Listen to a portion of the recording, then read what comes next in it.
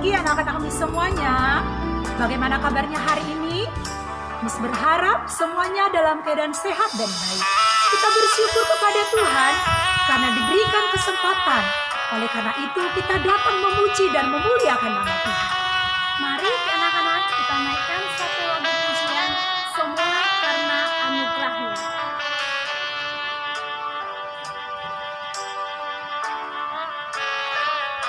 Bukan karena kebaikanmu, bukan karena kasih lidah-Mu, bukan karena kekayaan-Mu, Kau dipilih, Kau dipanggilnya, bukan karena kelebihan-Mu, bukan karena baik rupa-Mu, bukan karena kecakapan-Mu. Kau dipilih, Kau dipakainya. Bila Engkau dapat, itu karenanya. Bila Engkau punya semua daripadanya, semua karena anugerahnya diberikannya pada kita. Semua anugerahnya bagi kita bila kita dipakainya.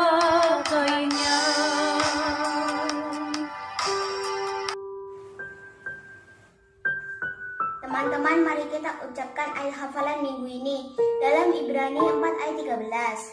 Dan tidak ada satupun makhluk yang tersembunyi di hadapannya, sebab segala sesuatu telanjang dan terbuka di depan mata Dia, yang kepadanya kita harus memberikan pertanggungan jawab. Hebrew 4 verse 13. And there is no creature hidden from His sight, but all things are naked and open to the eyes of Him whom we must give account.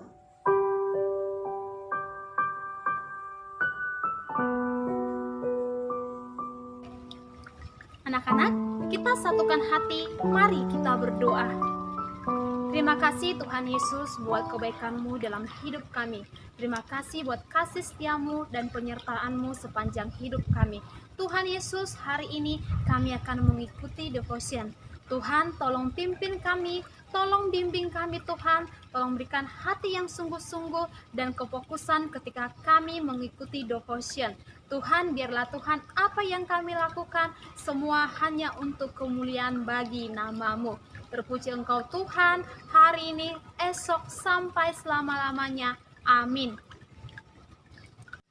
Anak-anak, kita akan mendengarkan kebenaran firman Tuhan. Biarlah firman Tuhan yang membimbing, menuntun, dan mengajarkan kita ke jalan yang benar. Mari kita siapkan hati kita masing-masing. Kita naikkan satu lagu pujian, Selidiki Aku.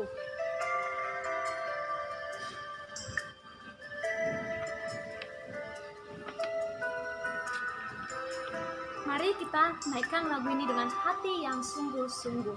Selidiki aku, lihat hatiku, apakah ku sungguh mengasihi Yesus, Kau yang Maha Tahu dan menilai hidupku, tak ada yang tersembunyi bagimu. Selidiki aku, lihat hatiku, apakah ku sungguh mengasihi Yesus, Kau yang Maha Tahu dan menilai hidupku, tak ada yang sembunyi bagimu. Laku lihat kebaikanmu yang tak pernah habis di hidupku. Ku berjuang sampai akhirnya kau dapat bila ku tetap setia.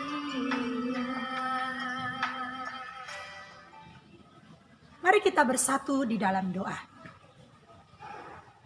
Bapa di dalam surga, kami bersyukur ya Tuhan, pada pagi hari ini Tuhan memberikan kami kesempatan kembali untuk kami akan belajar dari firman Tuhan.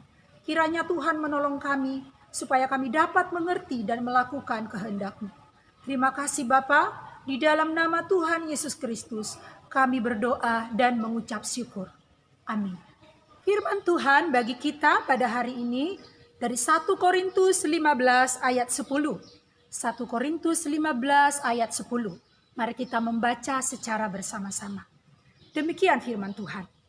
Tetapi karena kasih karunia Allah, aku adalah sebagaimana aku ada sekarang, dan kasih karunia yang dianugerahkannya kepadaku tidak sia-sia. Sebaliknya, aku telah bekerja lebih keras daripada mereka semua. Tetapi bukannya aku, melainkan kasih karunia Allah yang menyertai aku.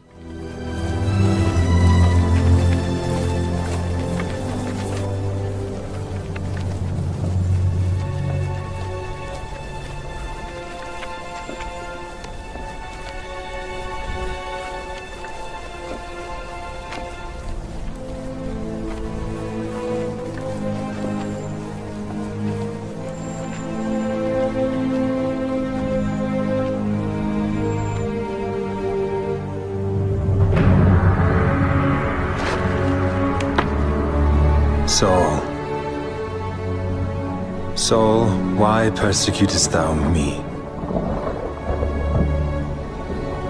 Who art thou, Lord? I am Jesus, whom thou persecutest. It is hard for thee to kick against the pricks. Lord, what wilt thou have me to do? Arise, and go into the city, and it shall be told thee what thou must do.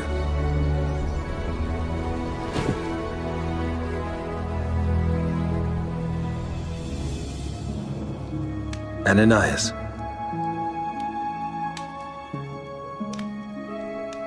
Behold, I am here, Lord. Arise, and go into the street which is called Straight, and inquire in the house of Judas for one called Saul of Tarsus. For behold, he prayeth. And he hath seen in a vision a man named Ananias coming in, and putting his hand on him that he might receive his sight. Lord, I have heard by many of this man, how much evil he hath done to thy saints in Jerusalem. And here he hath authority from the chief priest to bind all that call on thy name. Go thy way, for he is a chosen vessel unto me, to bear my name before the Gentiles and kings and the children of Israel. For I will shew him how great things he must suffer for my name's sake.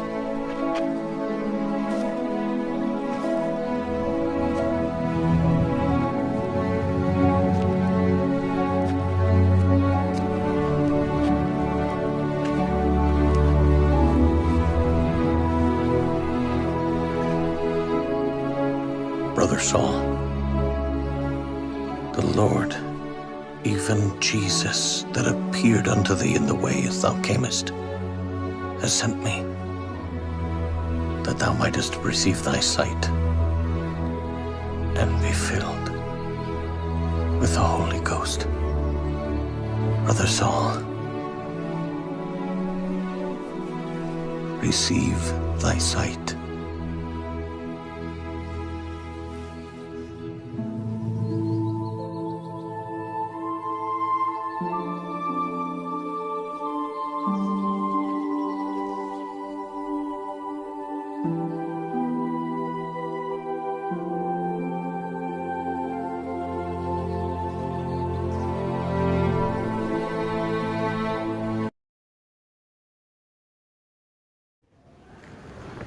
Oleh kasih karunia Allah, Yesus menemui aku melalui sinar yang sangat terang, sehingga membuat mataku buta.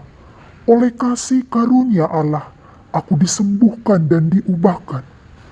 Oleh kasih karunia Allah, aku dipakai dan dimampukan untuk memberitakan Injil. Semua oleh kasih karunia Allah. Anak-anak, masa lalu Paulus sebagai penganiaya jemaat menguatkan ketidaklayakannya menjadi seorang rasul. Hanya kasih karunia Allah lah yang memungkinkan hal itu terjadi. Seseorang yang sudah menerima kasih karunia Allah akan mengalami perubahan hidup. Perubahan hiduplah menjadi bukti bahwa seseorang tidak menyia-nyiakan kasih karunia Allah. Miss, anak-anak, dan kita semua telah menerima kasih karunia demi kasih karunia Allah. Apakah kita sudah membuktikannya melalui perubahan hidup? Karena ketika perubahan hidup ditunjukkan, disitulah kita mengetahui bahwa seseorang itu telah menerima kasih karunia Allah. Anak-anak, kasih karunia Allah akan mendorong dan memampukan kita untuk bekerja keras bagi Tuhan. Seseorang yang tidak menyia-nyiakan kasih karunia Allah, dia akan gigih dalam mengerjakan pekerjaannya. Hal inilah yang disadari oleh Rasul Paulus, sehingga ia menegaskan bahwa ia dipanggil untuk mengerjakan satu tugas yang sangat penting, yaitu memberitakan Injil. Dalam perjalanan dan pengalaman hidupnya, ia telah menunjukkan kegigihan di dalam pelayanannya. Penderitaan, tantangan, dan penganiayaan tidak menghambat semangatnya untuk terus memberitakan Injil. Mengapa Rasul Paulus memiliki sikap seperti ini? Karena dia sadar bahwa segala sesuatu harus dipertanggungjawabkan kepada Allah. Setiap kemampuan, potensi, karunia Allah harus dipertanggungjawabkan kepada Allah. Sehingga kasih karunia Allah itu tidak sia-sia. Anak-anak, bagaimana dengan kamu? Apakah kamu sudah melakukan tugas ataupun tanggung jawab yang sudah dipercayakan kepadamu? Anak-anakku, sebagai pengikut Kristus, kita tidak hanya saja mengerjakan tugas kita sampai selesai dengan biasa-biasa saja. Tidak hanya mengerjakan tugas sampai selesai dengan asal-asalan, tetapi mengerjakan tugas dengan bekerja keras. Bahkan Rasul Paulus mengatakan, aku bekerja lebih keras, lebih daripada semua para rasul yang lain. Bukan untuk menyombongkan diri, tetapi Rasul Paulus menunjukkan ketika dia mengalami penderitaan dan tantangan hidup, dia tetap mengerjakan tugasnya untuk memberitakan Injil. Semangat di dalam melakukan tanggung jawab kepada Tuhan. Sehingga dengan demikian, kasih karunia Allah tidak sia-sia. Anak-anak, apakah kamu tahu tanggung jawabmu kepada Tuhan? Ya. Miss yakin bahwa kamu tahu apa yang menjadi tanggung jawabmu kepada Tuhan. Ingat, setiap pengikut Kristus memiliki tanggung jawab, yaitu menjadi terang, menjadi saksi dimanapun kita berada, dan memberitakan Injil. Allah menghendaki ketaatan kita pada firman Allah, sehingga kita menjadi saksi dimanapun kita berada. Perbuatan, sikap, dan perkataan kita menjadi teladan bagi orang lain. Tetapi juga Allah menghendaki supaya kita memberitakan Injil. Sebelum Yesus naik ke surga, Tuhan Yesus memberikan tugas kepada setiap kita supaya memberitakan Injil ke seluruh dunia, yang kita sebut sebagai amanat agung. Sehingga tugas dan tanggung jawab yang dipercayakan kepada kita, kita lakukan selama kita ada di dunia ini.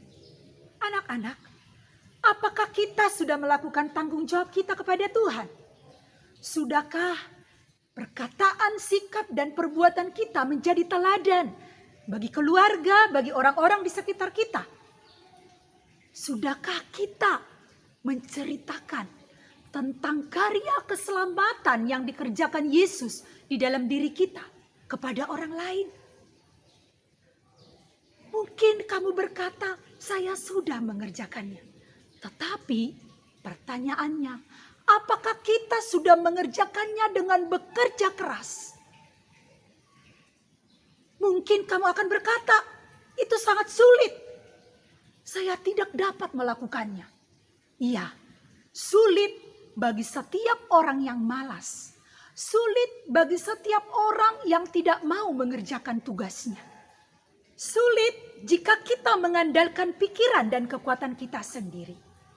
Ingat anak-anakku, tanpa kasih karunia Allah, kita tidak dapat melakukan tanggung jawab tersebut. Rasul Paulus berkata, hanya oleh karena kasih karunia Allah, maka dia dapat melakukan tanggung jawabnya. Miss dan anak-anak semua yang sudah menerima kasih karunia Allah, marilah kita menjadi terang teladan dalam perkataan, sikap, dan tindakan kita. Dan beritakanlah kabar keselamatan kepada setiap orang. Karena ketika Yesus datang yang kedua kali, dia datang sebagai hakim yang adil, yang akan meminta pertanggungjawaban kepada setiap kita masing-masing. Firman Tuhan berkata, demikianlah setiap orang di antara kita akan memberi pertanggungan jawab tentang dirinya kepada Allah. Oleh karena itu anak-anakku, marilah kita melakukan tanggung jawab kita kepada Tuhan. Sehingga kasih karunia Tuhan tidak sia-sia dan nama Tuhan dipermuliakan. Glory to God. Aku bertanggung jawab kepada Tuhan. Salam anak yang bertanggung jawab. Amin. Mari kita bersatu di dalam doa. Bapa di dalam surga, kami bersyukur ya Tuhan. Pada pagi hari ini kami telah mendengarkan firman Tuhan yang mengajar kami supaya kami bertanggung jawab kepada Tuhan. Engkau menghendaki supaya kami menjadi saksi, menaati firman Allah dimanapun kami berada. Dan supaya kami memberitakan kabar keselamatan kepada setiap orang. Kami menyadari ya Tuhan, tanpa kasih karunia Allah kami tidak dapat melakukannya. Kami mohon kasih karunia-Mu terus ada di dalam hidup kami. Sepanjang hari ini kami serahkan ke dalam tangan pengasihan Tuhan. Biarlah kasih karunia Allah tetap ada di dalam hidup kami. Terima kasih ya Tuhan, terpujilah nama Tuhan. Di dalam nama Tuhan Yesus Kristus kami berdoa dan mengucap syukur. Amin.